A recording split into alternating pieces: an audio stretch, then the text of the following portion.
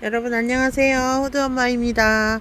오늘은 수요일이고 제가 물 준 지 2주가 넘었더라고요. 그래서 오늘도 물관수를 했습니다. 이제 물관수가 자유롭게 될 날이 얼마 안 남았죠, 여러분. 그래서 물관수를 하고 오늘은 또 어떤 정보를 여러분들께 드려야 할까 이제 고민을 하고 있었던 차였어요. 요즘 서서히 이제 웃자라는 아이도 생기고 또 물러내리는 아이도 하나둘씩은 또 있더라고요. 그래서 물관수 하는 게 점점 이제 부담스러워지는 이제 시기가 찾아오고 있어요. 다육이들도 서서히 물을 색감을 빼고 있더라고요. 그래서 이제 점점 이제 초록둥이로 변해갈 시기가 찾아온 것 같습니다. 지금 아이들은요, 저희는 지금 여기 위에 보면 차광막이 쳐져 있어요.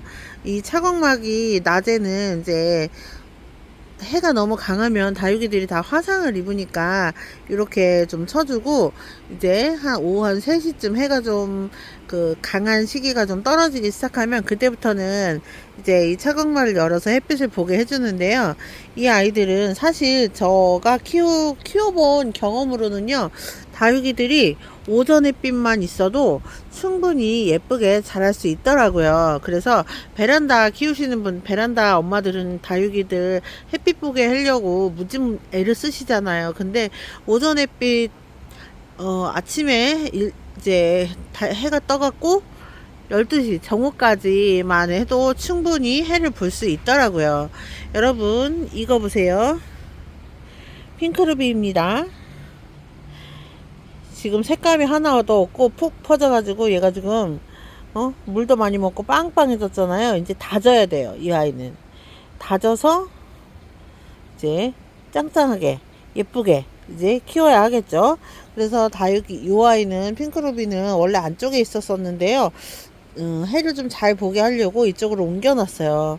그리고 봄에 여러분들 보면 다육이 얼굴에 까맣까맣하게 깨점이 생기는 거 보셨나요? 국민이들한테는 그렇게 많이 생기지는 않고 창 종류에 그렇게 까맣까맣한 게 잘 생기는데 그거는 세균성 질환 중에 하나인데요. 원인은 정확하지 않다고 합니다. 그거 깨점이 생기면 요즘은 잿빛곰팡이하고요, 탄저하고 뭐 이런 거가 좀 헷갈리는 시기예요. 근데 탄저는요, 보통 언제 생기냐면 탄저병이 장마가 끝나고 나면 생겨요. 습하고 더울 때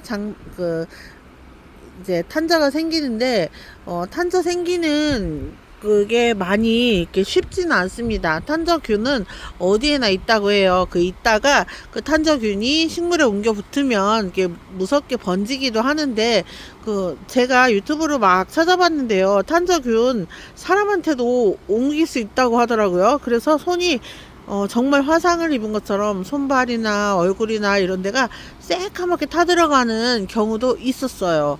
그 아프리카 어느 지역에는 그 탄저균이 그렇게 위험한 균이더라고요. 여러분들 탄저균 하면 생각나는 거 없으세요? 저는 늘 생각나는 건 탄저균 하면 다 나쁘다 하고 고추가 생각나요. 우리 먹는 고추 있죠. 고추에 탄저병이 잘 오잖아요. 그러면 고추 한 부분이 새카맣게 썩어갑니다. 그런 경우를 봤어요. 근데 다육이에게 탄저는 오면 정말 큰일이지만 아직은 탄저가 옮길 시기는 아니고 조금 지나야 탄저가 옮겨지는 그런 시기가 옵니다.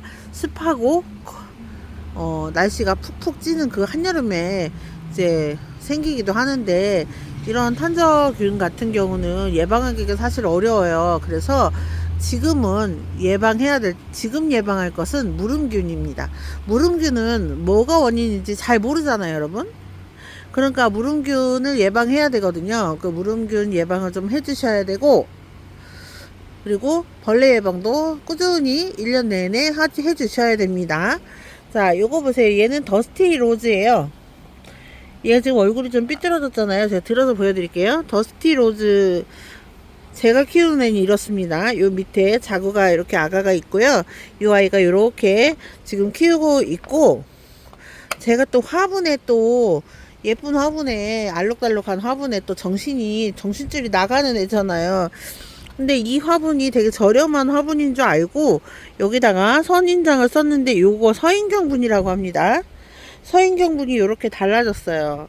그래서 가벼워지기도 하고 해서 요거 선인장 색깔이 너무 예쁘잖아요. 그래서 이름을 몰라요. 그냥 선인장이에요. 근데 이렇게 가운데 꽃대가 들어 있습니다. 그리고 또 겨울 내도록 고생했던 얘 핑크밀리거든요. 화분을 세 번째 바꾼 거 만에 이렇게 아이들이 물 반응이 오고 예뻐진 거예요. 그리고 또 이 아이도 블랙블루 하나인데요. 이 아이도 이렇게 예뻐지기가 어려웠던 아이예요. 이 아이는 블랙블루 하나입니다. 그리고 요거는 핑크색 예쁜 아메치스 땡글땡글하죠. 저도 동글동글한 아이들 좋아하거든요. 이 아이는 홍치아철인데 아직도 깨송을 못하고 있어요. 이 아이들이 이제 제가 아는 분께서 뭐라고 했냐면 다육이들이 입장 하나만 있어도 살아남잖아요. 그런 강한 생명력을 가지고 뭐라고 하셨냐면 너무 징그럽다고 하셨어요. 너무 생명력이 좋아서 징그럽대요. 근데 저는 반대로 생각해요. 그렇게 살아남을 수 있는 이 아이들이 너무 예뻐요. 사랑스럽고. 또 어떤 분이 어제는 그랬어요. 다육이 그렇게 많이 키우고 화분도 만들고 하면 팔아서 돈이 남느냐 라고 하셨는데 제가 다육이를 팔았나요, 여러분? 판 건 없어요. 누구한테 나눔을 주기도 하고 하긴 하는데 이 아이들에게 정이 붙어서 그런지 팔기가 어려워요, 사실. 농장을 전문적으로 하시는 분이라면 이 아이들에 대해서 애정도 있지만, 물론 애정이 있지만 그래도 돈을 벌고 먹고 살아야 하기 때문에 하는데, 저는 이거를 취미생활로 하는 거잖아요. 예를 들어 여러분, 이런 분들이 있어요.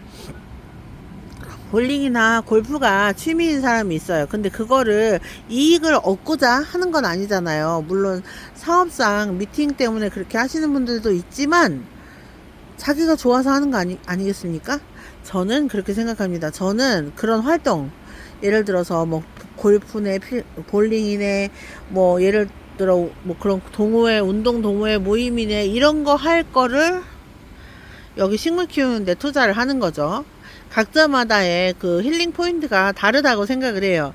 그런데 어떤 분이 생산성에 대해서 이야기를 하더라고요. 이렇게 해서 돈이 남느냐, 오히려 돈이 더 들어가는 것 아니냐, 하나도 도움이 되지 않는다라고 하는데, 제 마음을 안정을 얻고자 하는 거지 이 아이들을 키워서 남겨 먹으려고 하는 건 아니잖아요, 여러분. 그래서 다육이들을 이제, 물론 저도 다육이들이 너무 많아지니까 나눔도 물론 생각하고요. 또 제 거 자구를 팔기도 하려고 생각은 합니다. 그때가 되면 여러분들께 따로 또 공지를 해드릴게요. 그렇게 하려고 노력은 하지만 아직까지는 뭐 이걸 해갖고 내가 밥 벌어먹고 살아야지라는 생각은 아직 안 들어요. 왜냐하면 다육이들이 너무 예쁘기 때문에. 그러니까 각자만의 힐링 포인트가 있는 거고, 또 이 다육이를 좋아하시는 분들이 처음에는 분명히 1,000원짜리 한두 개로 시작을 했단 말이에요. 저도 그렇고. 그런데 작고, 아이들이 작고 또 귀엽고, 그러니까 한 개씩 한 개씩 사다 보니까 이렇게 많아진 것 뿐이지, 이걸로 해서 돈을 벌어 먹어야겠다, 뭐 이걸로 사업을 해야겠다, 그렇게 해서 키우는 것은 아니라는 거죠. 여러분들 난 좋아하시는 분들도 있잖아요. 그 난 좋아하시는 분들 전국의 산을 다 뒤져가면서 난을 찾으시거든요.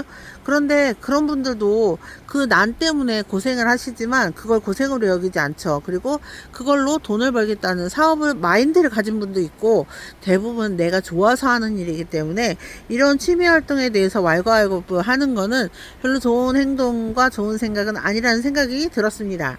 그리고 여러분들, 제가 또 드리고 싶은 말씀이 있어요. 유튜브 영상을 이제 처음에 초보분들은 시청을 많이 하세요. 그리고 따라 하시는데 다육이 키우는 거에는 정답은 없다입니다. 정답은 없어요. 아무도 몰라요. 자기가 키우는 스타일이 따로 있어요. 저는 물을 잘 주는 것 같지만 사실 물을 너무 굶기는 쪽이고, 또 어떤 분들은 일주일에 한 번씩 물을 주는 분도 있습니다. 이런 식으로 내가 흙을 어떻게 썼느냐, 또는 내가 다육이를 어떤 스타일로 키우고 싶으냐 하는 거에 따라서 하는 행동이 달라지는 거예요. 그러니까 다육이를 키우는 거에 대해서 정답은 없습니다. 그러니까 여러분들도 분별을 잘 하셔야 돼요. 예를 들어 벌레약 치는 거에 대해서 벌레약을 벌레가 생기면 친다. 아니면은 미리 친다. 저는 미리 친다 쪽이거든요. 아예 생기지 않게 하겠다. 그런데 약이 벌레가 생기면 친다. 이때는 늦다고 생각합니다. 그 벌레가 생기기 전에 쳐야죠. 그리고 무름균이 요즘 이제 하나 둘씩 다육이들이 물러 내려가고 있거든요. 그럼 무르는 아이들 방제해야죠. 당연히. 그 아이들이 무른 다음에 하면 그게 뭔 효과가 있겠어요? 그냥 약치는 신용만 하는 거라고 생각을 합니다. 그래서 이 아이들을 키우기 위해서 노력은 그렇게 하는 거라고 저는 생각을 해요. 그래서 다육이들을 키울 때 여러분들 어디 가서 기죽지 마시고 남편 몰래 사오지 마시고 당당하게 다육생활 하셨으면 좋겠고, 또 미리미리 방제하셔서 các 벌레나 뭐 균이나 이런 것들을 예방하는 그런 시기가 되었으면 좋겠어요. 6월 달에는 그게 되게 중요하거든요. 7월 한 달 내내 비가 올 정도로 장마가 이어질 거라고 합니다. 예보에는 그렇게 나오더라고요. 그러니까 여러분들도 이 봄에 다육이들 관리 잘 하셔가지고 또 행복한 다육생활 하시길 바랍니다. 호두는 오늘 영상은 여기까지 마치겠습니다. 여러분 감사합니다. 안녕히 계세요.